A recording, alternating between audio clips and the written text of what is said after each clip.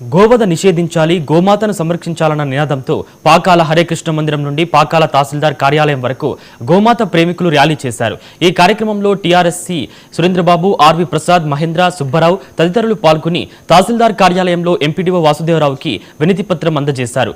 గోమాతను ఆరాధించే భారతదేశంలో రక్షణ లేకపోవడంతో ఆవుల సంఖ్య రోజురోజుకు తగ్గుతుంది.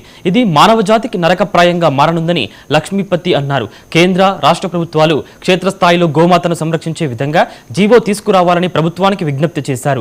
ప్రతి మండలంలో గోశాలను ఏర్పాటు చేసి సంరక్షణకు పూనుకోవాలని కోరారు.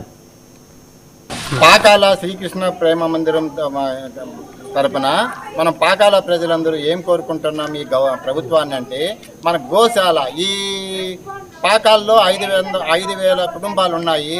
కానీ మనకు గోవు అంటే ఇక్కడ ఎవరికీ తెలియదు, గోవు అంటే ఏమో తెలియదు. అందరూ ప్రభుత్వము ఇకనైనా గోవ సంతతి నశించిపోతుంది, గోవు అంటేనే ఎవరికి తెలియటం లేదు. ఈ గోవధను ప్రతిదినము కొన్ని లక్షల గోమాతలను వధిస్తున్నారు. గోవధను నిషేధించి మన గో సంతతిని పెంచాలి. దీనికి ప్రభుత్వమే తగిన చర్యలు తీసుకోవాలి. గో సేవ మాత్రమే ఈ దేశానికి,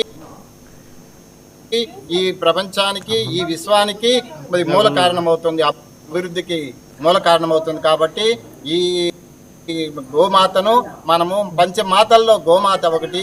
అలాంటి విలువైన గోమాతను మనం ఈరోజు ఇక్కడుండే ఈ పాకాల్లోనే ఎవరికి గోమాత, గోవు అంటే ఎవరికి తెలియకుండా భద్రాద్రి కొత్తగూడెం